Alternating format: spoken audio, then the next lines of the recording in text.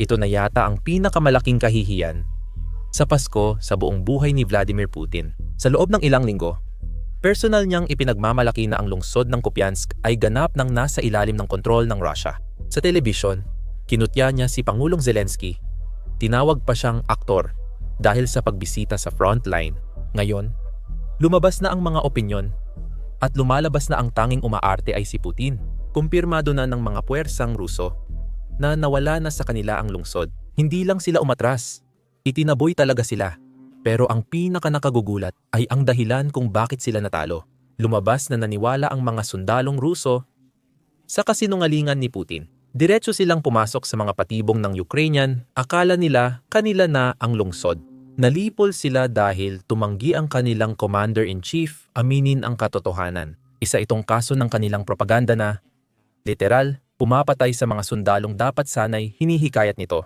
Tingnan natin kung paano nagsimula ang lahat nang nagsinungaling si Putin sa mundo. Heto ang clip. Gusto ko sanang magtanong, 1 linggo lang ang nakalipas, di umano'y gumawa ng video si Zelensky malapit sa Stele. Iyon ba ang haligi sa tabi ng Kupiansk? Marami ang nag-akala na peke ang video na iyon. Peke ba yon? Kung paano nagdesisyon si Zelensky na ilathala iyon sa ganoong kahalaga at kritikal na sandali. Hindi ko naman sinusubaybayan yon, pero alam mo, aware ako sa mga ginagawa niya. Pero isa siyang artista at may talento pa, kaya wala namang nakakagulat doon. Sabi nila, ang obelisk na ito ay iba na ngayon kumpara dati.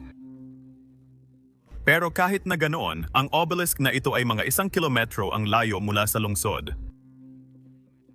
Eh bakit ka mananatili sa bungad? Tuloy ka na. Kung kontrolado nila ang Kupiansk, bakit hindi ka pumasok doon? 2 linggo na ang lumipas.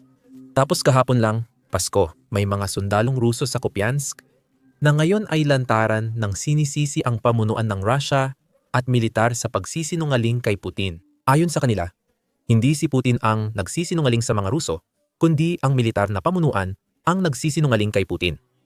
Pakinggan ninyo ito. Wala akong maintindihan kay Kuzovlev at Kupiansk ngayon. O magulat ka sa kataas-taasang commander na nakuha na ang lungsod. Malalaman mong 100 karapat-dapat na binata ang dapat mamatay, nasusunog na ang upuan mo at pumuputok na ang jacket mo sa dami ng bituin ng bayani. Mas madalas na akong uma-attend ng libing kaysa magbigay ng tulong. Hindi ko alam kung bakit, pero sigurado akong hindi pa alam ni Ginoong Putin ang nangyayari ngayon.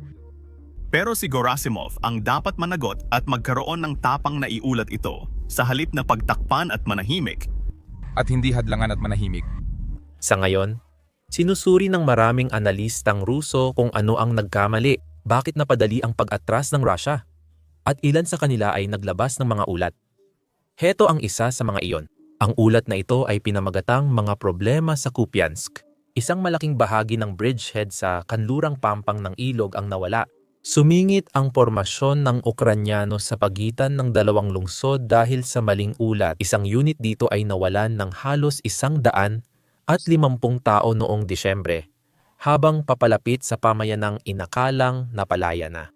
Nilagyan niya ng panipi ang napalaya dahil si Putin ang nagsasabing napalaya na ang lungsod kahit kontrolado pa rin ito ng Ukranya. Malinaw na kapag ang presidente ang nagsabi, paniniwalaan agad ng mga sundalo. Bakit hindi naniniwala kay Putin ang mga sundalong Ruso?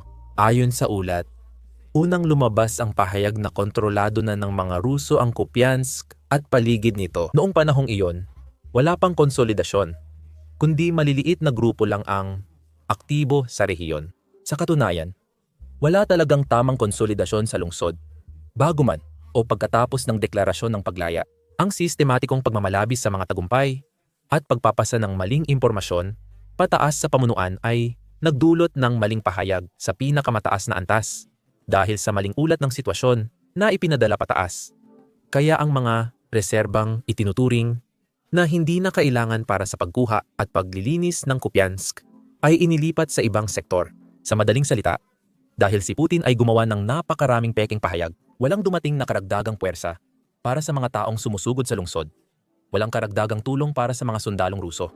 At ang ibig sabihin nito, Nang magsagawa ng kontra-atake ang mga armadong puwersa ng Ukraine, naging madali para sa kanila na talunin ang mga Rusong ito. Ayon sa ulat, hindi napigilan ng mga grupo nang sumusuot ang pag-atake ng espesyal na unit ng sandatahang lakas ng Ukraine sa halos walang taong lugar dahil sa lakas ng puwersa. Sa malinaw na dahilan, walang malaking pagkalugi dahil halos wala namang tao roon na maaaring mawala. Pero tinanong ng ulat ang pangunahing tanong: sino ang nagsisinungaling at para saan? Dahil nakikinabang ang sandatahang lakas ng Ukraine sa kasinungalingang ito sa Kupiansk. Maging tapat tayo, masyadong akademiko ang ulat na ito, di ba? Hindi niya ginamit ang tamang salita dahil nawalan ng moral ang Russia at marami silang sundalong namatay. Pero ang ibang mga analista ay hindi ganoon kaingat sa kanilang mga salita. Kung ako ang tatanungin, tingnan mo itong ulat na ito. Wasak ang Kupiansk at napakaraming mura sa ulat na di ko alam kung pwede ko bang sabihin. Sobra na iyon para sa isang YouTube video. Pero makikita nyo pa rin ito sa video. Ayon sa isa pang analyst, ito ay dahil sa information psychology operation tungkol sa Kupiansk. Nagsisinungaling si Putin. Natalo ng Russia ang sarili nila, hindi ang kalaban. Magandang paglalarawan ito ng mga nangyari. Ngayon sa Ukraine, may iba pang magagandang balita bukod sa pagkuha ng isang mahalagang lungsod para kay Putin. Baka nagtatanong ka, ano ang benepisyo? Tingnan natin. Habang napapagod ang Russia sa digmaan, lalong hindi malamang na mapilitan agad sumuko ang Ukraine sa hindi kanais-nais na kondisyon mula sa Washington.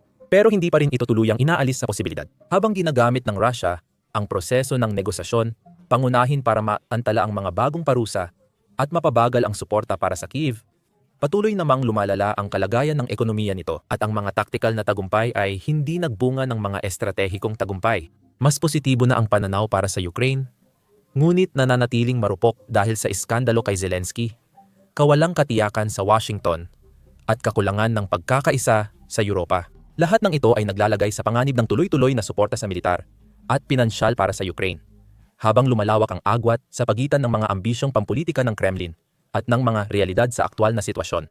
Sapat na itong laki para magdulot ng malaking kakulangan sa impormasyon, tulad ng nangyaring problema sa Kupiansk, ang patuloy na hirap sa ekonomiya, at kawalan ng progreso sa mga harapan, ang tanging paraan ng kanluran para pilitin ang Kremlin na tapusin ang digmaan. Habang papalapit ang panahong ito, inihahambing ito sa dakilang makabansang digmaan ng 1,941, 1,945.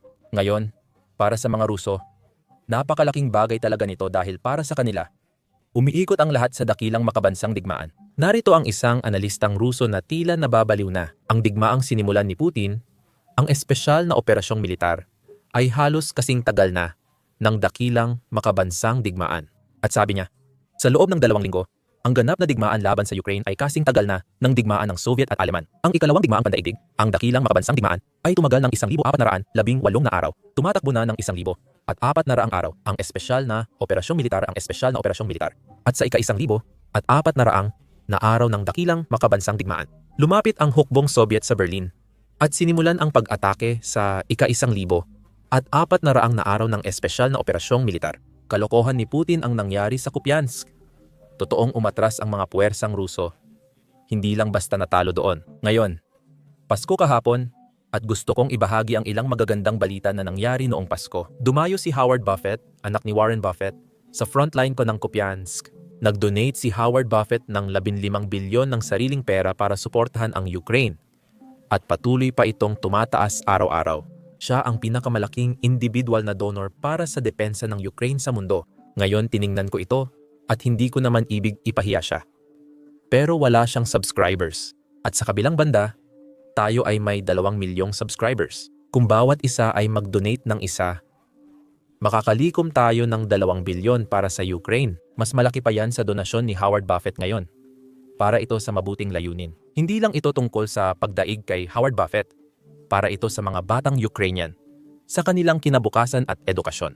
Nakipag-partner kami sa United 24 para makalikom ng pondo upang maprotektahan ang kapaligiran ng pag-aaral ng mga batang Ukrainian. Patuloy na binobomba ng Russia ang mga paaralan at kindergarten ng Ukraine. Kaya, ang perang malilikom sa kampanyang ito ay gagamitin sa mga modernong bomb shelter, power generator, at iba pang kailangan para tuloy-tuloy ang edukasyon. Kaya kung isa ka sa mga gustong tumulong sa kampanyang ito, maaari kang mag-donate sa pamamagitan ng pag-click sa link sa description or pag-scan ng QR code na nasa iyong screen. Yan lang ang lahat para sa inyo. Ako si Sam at magkikita tayo sa susunod na video.